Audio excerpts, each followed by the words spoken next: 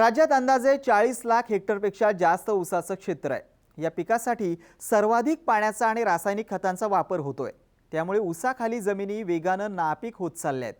शेतीच्या नापिकीवर मात करत ऊस शेतीचा उत्पादन खर्च कमी करणं हे ऊस उत्पादकांपुढील आव्हान आहे। यासाठी सुभाष पाळेकरांच्या तंत्रानं नैसर्गिक शेती पद्धतीचा अवलंब करणं तसंच पाचट न जाळता तिचं आच्छादन करणं काळाची गरज आहे।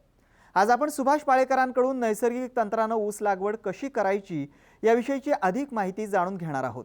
10% ऊसाचं पीक हे 90% पाणी पितो आणि त्याच वेळेला महाराष्ट्रातल्या दुष्काळग्रस्त मानदेशात आणि मराठवाड्यामध्ये 6-6 किलोमीटर भटकलं तरी प्यायला पाणी मिळत नाही, अशी विषम स्थिती निर्माण झालेली आहे। आणि म्हणून आता ऊसाचं पीक ठेवावं की थांबवावं, त्यावर बंदी आणावी असा सुद्धा आता विचार चालू आहे।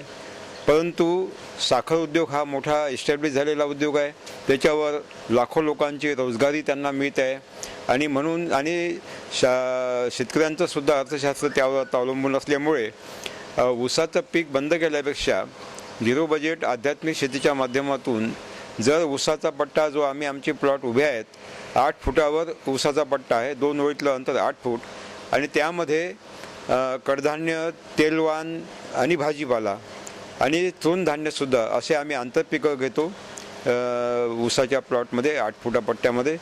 आणि जीवामृत, घनजीवामृत याचा 1 महिन्यातून 2 वेळा जीवामृत देऊन आणि सुरुवातीला घनजीवामृत देऊन अतिशय चांगला ऊस येतो। ऊसावर जीवामृताच्या 2-3 फवारण्या केल्या 1-1 महिन्याच्या अंतराने, सुरुवातीला 5% म्हणजे 100 लिटर पाण्यामध्ये 5 लिटर जीवामृत, 1 महिन्याने तिथून 150 लिटर पाणी आणि 10 लिटर जीवामृत आणि तिथून 1 महिन्यानी 200 लिटर पाणी आणि 20 लिटर जीवामृत अशा फवारण्या केल्या।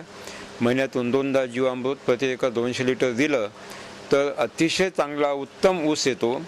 ऊस हे गवतासारखं वाढणारं बेटवर्गीय पीक असल्यामुळे जर आपण एका ठिकाणी 1 डोळा ऊसाची कांडी लावली तर त्या एका डोळ्यापासून 108 फुटवे येतात, परंतु आपल्याला 12 ते 48 ऊस एका बेटातून मिळतात।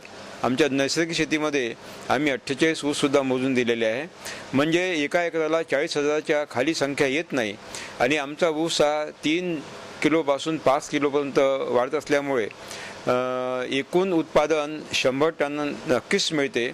आमची 80-90 टनाची ऊस झिरो बजेटमधले आज पश्चिम महाराष्ट्रात उभे आहे आणि म्हणून जर आपण ऊसाच्या पिकामध्ये अंतर वाढवून आणि बेनं फक्त एका एकराला 170च ऊस पाहिजे, म्हणजे पाव टन किंवा 200 किलो बेनं आणि त्यामधून 80-90 टने 100 टन ऊस एका एकराला जर पिकवतो। आणि दुसरी गोष्ट, आमच्या पद्धतीमध्ये झिरो बजेट नैसर्गिक शेतीमध्ये उतारा, साखरेचा उतारा 14% पर्यंत आलेला आहे, काही ठिकाणी 16% पर्यंत गेलेला आहे।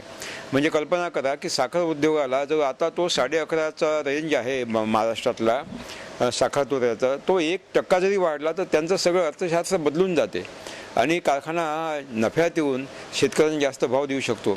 म्हणजे आज ऊसाला जेवढं पाणी देण्यात येतं त्याच्या आमच्या झिरो बजेट नैसर्गिक शेतीमध्ये फक्त 10% पाणी पाहिजे, म्हणजे ऊसामध्ये सुद्धा 90% पाण्याची बचत करता येते।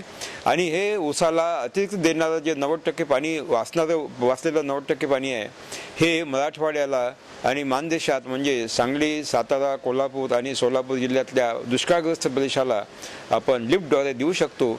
इंजिनिअरिंग शास्त्र आता खूप पुढे गेलेलं आहे आणि हे सहज शक्य आहे।